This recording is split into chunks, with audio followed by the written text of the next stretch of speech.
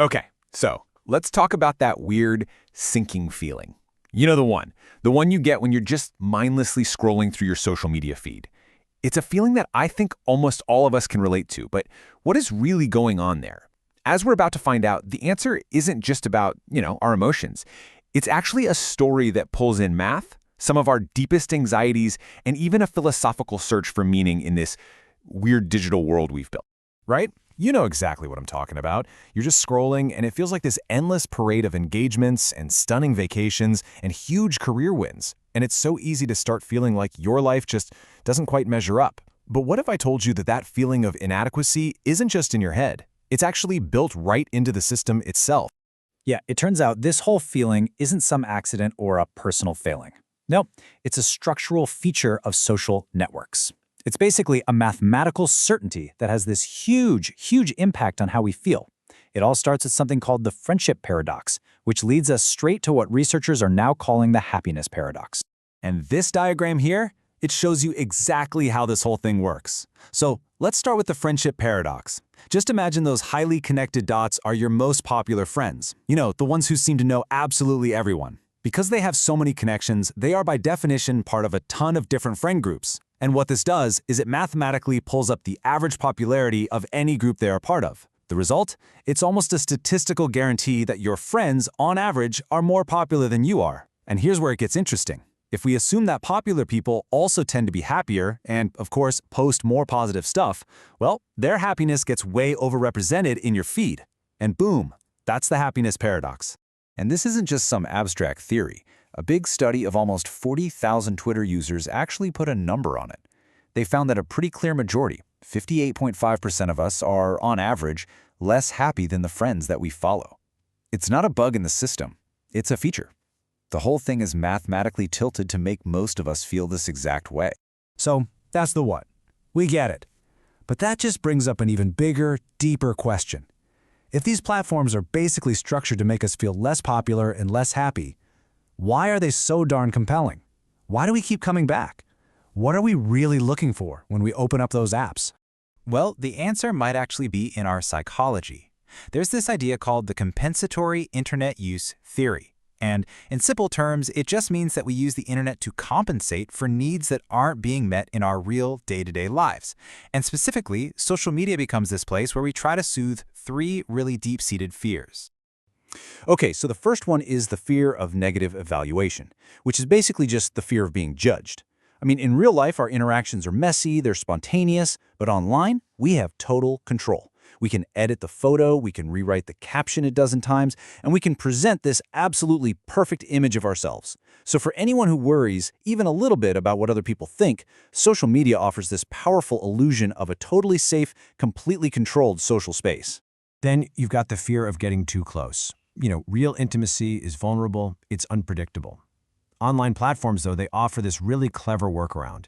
They let us feel connected to people while keeping them at a very safe, physical, and often emotional distance. It's a way to kind of satisfy our need for belonging without any of the perceived risks of, true vulnerability. And this leads to what might be the most powerful driver of them all, the fear of not mattering. It's that deep, human anxiety of being invisible, of being insignificant. In the real world, feeling like you matter is, well, it's complicated.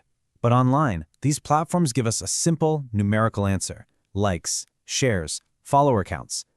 Every single notification is this tiny, temporary hit of validation that quiets that fear, just for a moment. And look, this isn't just speculation. A study in 2022 confirmed the connection. Researchers found a direct link between these three fears and what they called problematic social media use, or what you and I might just call compulsive, endless scrolling.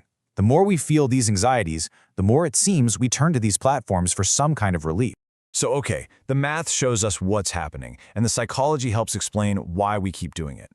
But to really, truly get that feeling of being trapped in this endless, meaningless loop, we need to go one level deeper. We need to go from science to philosophy. And this brings us to the philosopher Albert Camus. Now, he lived decades before the internet was even a dream, but his ideas about the human condition are just shockingly relevant to our digital lives. He argued that our modern struggles really just echo this timeless existential dilemma. Camus's big idea was something he called the absurd. He said it's this feeling that pops up from a fundamental conflict. On one hand, you have our desperate human need to find meaning and purpose in life, and on the other, you have the universe's complete, silent indifference to that need. We look for answers, and the world just offers none. And that gap, that tension, that's the absurd. And this slide just illustrates the central metaphor so perfectly. For Camus, the ultimate symbol of this whole condition was the myth of Sisyphus. You know, the guy condemned to push a boulder up a hill for all of eternity, only to watch it roll right back down again. The parallel to the infinite scroll is, well, it's uncanny, right? A meaningless task repeated forever. But there's one really key difference. Sisyphus was fully conscious of his futile struggle. We, on the other hand, are often just passively consuming whatever the algorithm decides to serve up next. And if you look at it from this perspective, the modern experience of depression can kind of be seen as a form of this absurd consciousness. It's that painful awareness of life's futility, a feeling that our digital world, with its endless, meaningless loops, can just amplify dramatically. But Camus didn't just leave us in despair. That's the cool part. For him, recognizing the absurd wasn't the end. It was the beginning. It was the starting point for his really powerful solution, something he called revolt. Now for Camus, revolt isn't about, storming the barricades. It's an internal, existential act. It is the conscious decision to say yes to life, to live with passion and awareness, precisely because it has no ultimate meaning.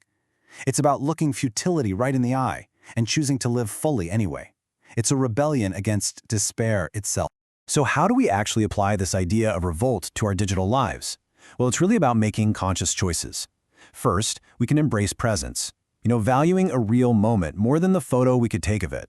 Second, we can choose sincerity over performance, sharing who we actually are, not just a curated highlight reel. And maybe most importantly, we can create our own values. And this just means finding our sense of worth in our actions, in our relationships, instead of letting an algorithm decide if we matter. Camus's final and I think his most powerful point was this: Sisyphus is free because he is conscious of his fate. And in that struggle itself, he finds his meaning. Camus concludes one must imagine Sisyphus happy. And so that leaves us with one final question. In a world that's basically designed to keep us scrolling forever, what does your revolt look like? What does it mean for you to find your own rock, to embrace your own struggle, and to create your own happiness?